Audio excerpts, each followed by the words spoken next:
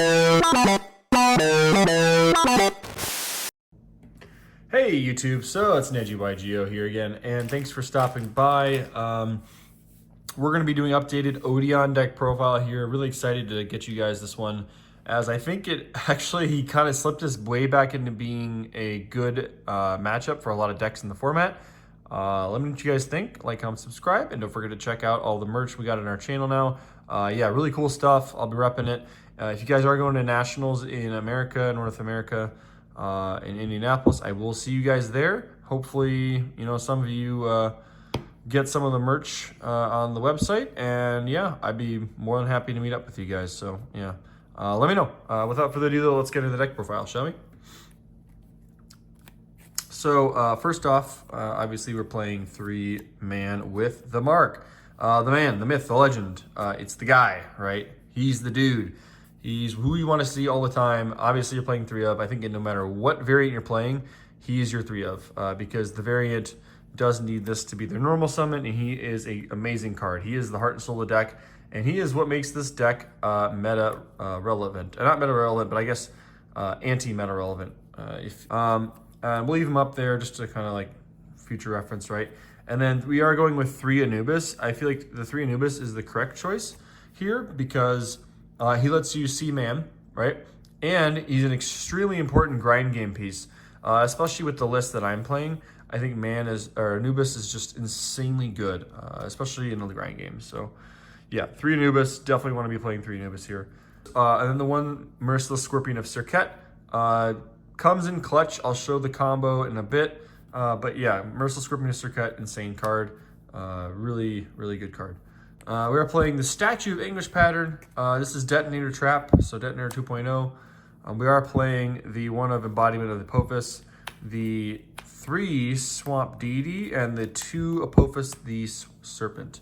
So, reason being behind this lineup, I am maxing out on the traps, right? And the reason is because I think the theory is if you're playing 3 Anubis, you should be playing as many traps as you can in a, like, I don't know, limited capacity or a capacity that gives you an advantage still. And I think just the deck wants to kind of get into a grindy state, a grindy game. And I think these give it the best chance to just win that grind game, right?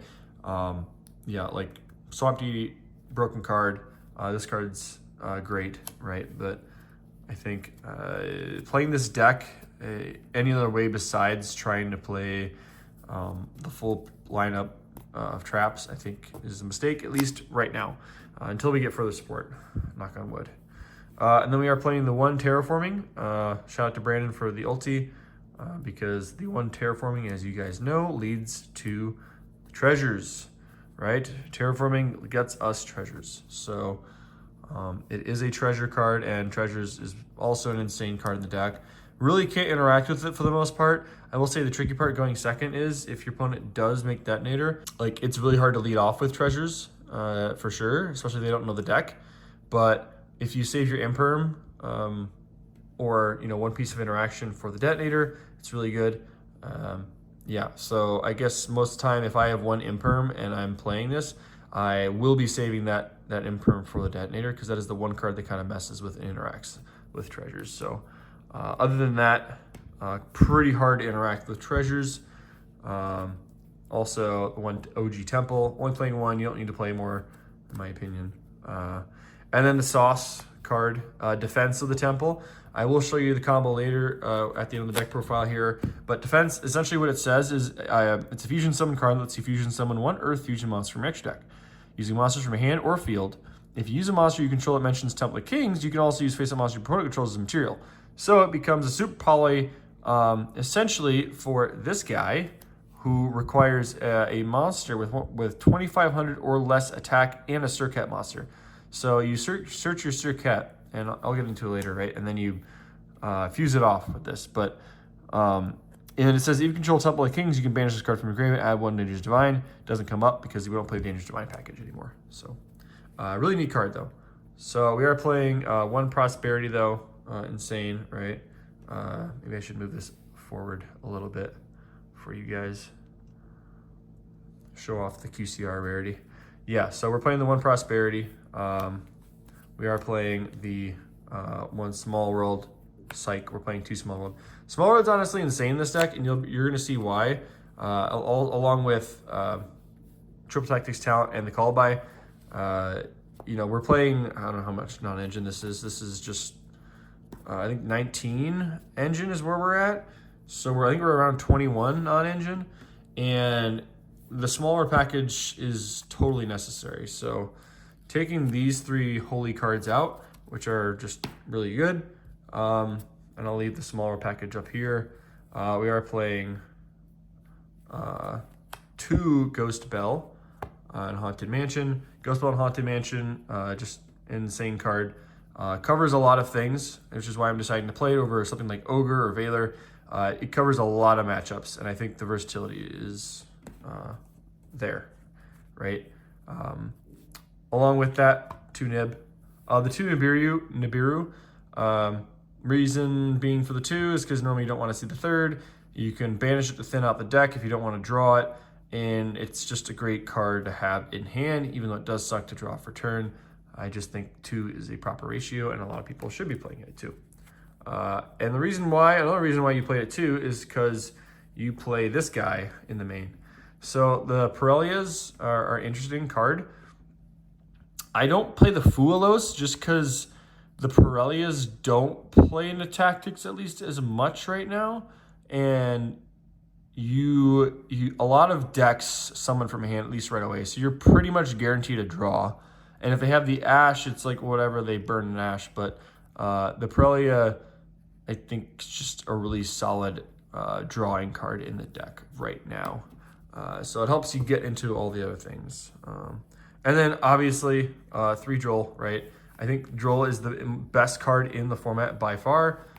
If you're not playing Droll, I don't know why you'd be playing competitively. Droll is an insanely good card, especially against Lunalight. Specifically the Lunalight matchup, the Ryziel Mitsu matchup.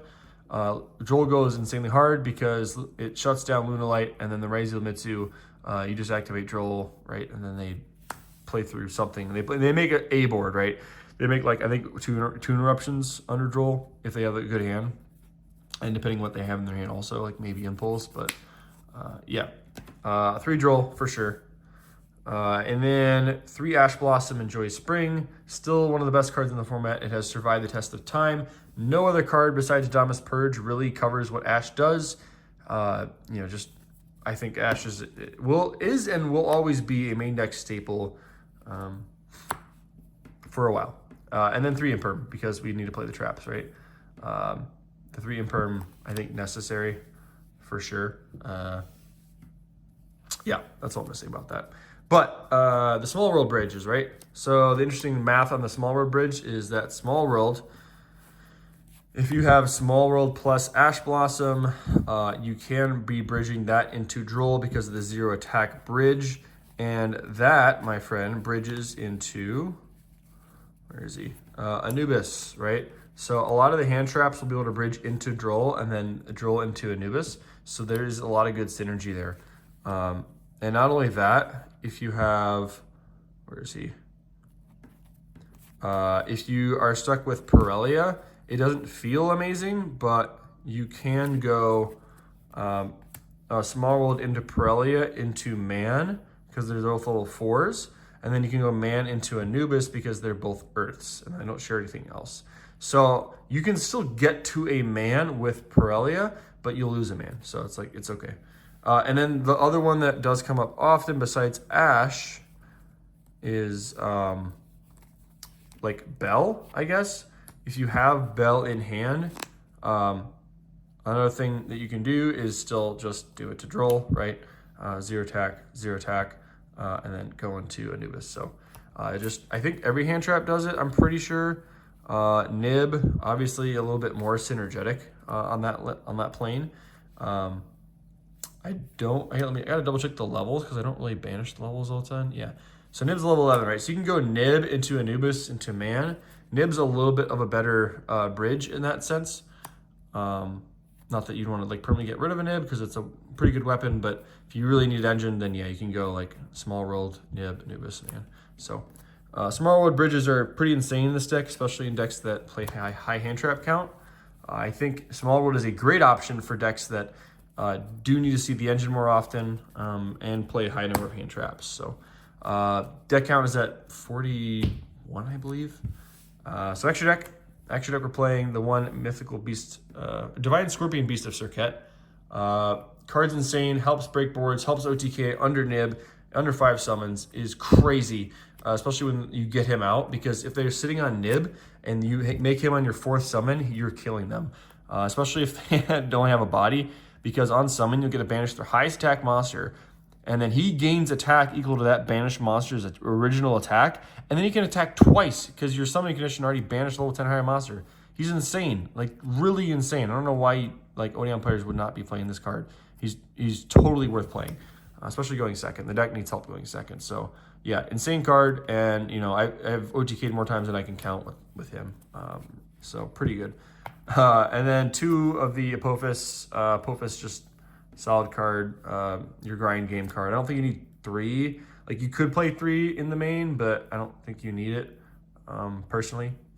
I think 2 comes up. 1 comes up every time, but 2 doesn't come up as often. And then we are playing the 2 Link Spider, insane. Honestly, I might throw my 3rd in there just because the 3rd did come up a little bit, just to kind of get into some more extra deck or saving some space on the board to get stuff into grave. So a 3rd might join the fray there. And then a Silhouette Rabbit 1 and Silhouette Rabbit 2. Weird part about this foiling, this is supposed to be an ulti, but like 0 foiling came out of this. I don't know, it was weird. Total misprint. And then SP, right? We are playing an SP, getting into the links here. So 1 SP, and then this stuff really doesn't matter, guys. Like I'm being totally honest with you. Like this stuff, you could literally be anything, except for that. Like this guy, like this stuff, these 5 cards could be anything else. So super flex spots. And then the 1 Gallant Granite and Typhon. This is your MVP. You will be going into him a lot. I guarantee it. Playing this deck because. A lot of times you're going to just end on him plus like 5 back row, and it feels amazing because you've locked them out of using the Mitsu spell in Grave, or at least the big guy from Reborning if they decide to tribute it. And they can't blow up your board on summon even. They have to go battle and like waste their battle phase. And then Gallant Granite's a great tech for going first. So yeah, just solid options there. So that's it for the main deck profile. Now if you guys want to stick around and watch the combo video, it's really short. I'll show it to you right now. Okay guys, so this is going to be the combo video going second. So this combo can be done if you have any 3 of these guys, right? Which you are all playing 3 of, so the chances are actually pretty decent that you see at least one of them, including the fact that you do have Terraforming and Small World. So really you're playing 10 in a 40 card list. You're playing 10 ways plus Small World, so 12-ish ways to get to see this. So you're going to see these pretty consistently. So any one of these going second, let's just, for example, say you do have Anubis, right? Let's just, for example, you say you have Anubis. You go to Anubis effect, you're going to go ahead and search Man with the Mark. Man with the Mark, you're going to go ahead and normal summon Man. Man effect, you are going to search your Treasures of the Kings. Treasures of the Kings, you're going to place it, and you are going to set a trap from the deck. So you're going to set your Apophis the Serpent. Hopefully you guys can see it, maybe not. I'll move it over here just so you guys can. You're gonna set your Apophis. Now I will say it is a 1.5 card combo, kind of, if you don't have a trap, engrave, or 2 set. So you do need another set card or a trap engrave to be able to use the search. But let's say you do have a search. Let's say you do have this thing set, for example, which is a Apophis Swamp Deity. You're gonna activate Treasure of the King, and you're going to head search. Treasure of the King is going to search your Merciless Scorpion of Circuit. This inherently is going to be able to summon itself because you control a Temple of the Kings, right? So you're going to summon it. You're going to activate its effect. Well, you can summon it, again, let me just clarify, banishing any level 10 or higher monsters. So, for example, you can banish a Nib or you can banish an Anubis. Doesn't really matter. So you're going to activate its effect on summon to search for a spell that mentions Temple of the Kings or Temple of the Kings itself. Now, in this scenario, like going second, I most definitely am going for a defense of the temple. Going first, obviously Temple of Kings, to like let these guys pop off if I need them to. But defense here. So what defense is going to be able to do, if I don't need man and I'm trying to push for game really hard, then I will fuse these two off if they don't have like another body that's under 2500 attack. But if they do, I'll just super poly them both off. Let's just say it's 2500 attack, right? The monster that I just super polyed off. Apologies for that. So let's just say it's 2500 attack. So I'm going to fusion summon Divine Scorpion Beast of Serket. So now on summon, I banish the 2500 body, right? And let's just, for example, say they have, I don't know, let's just say they have one body on board and I banished it with that, right? So like they have two bodies and the other body's on board. And let's just say it's something higher because I wouldn't be able to fuse off with it, right? So let's say it's like a detonator that's negated or whatever it may be. A detonator, for example, would be a good example, even though it probably wouldn't get past this point. That being said, just an example, right? So let's just say 3K body. This banishes the remaining 3K body, gains 3K attack, so he's at 6K and can attack twice because there's level 10 or higher monster banished. So 6K, that's attacking twice. I want you to like think about that. He's a 6K body that now is just like going battle phase when you've summoned 3 times. So this OTK is under Nib, assuming they have no other interruption, okay? This is the line under Nib to OTK, and it's super easy because then you just having fun with it. Now, even if he doesn't have like the boost, if you're banishing a monster with just like 1000 attack or something, and he's got 4K or even 4K twice his game alone by himself, right?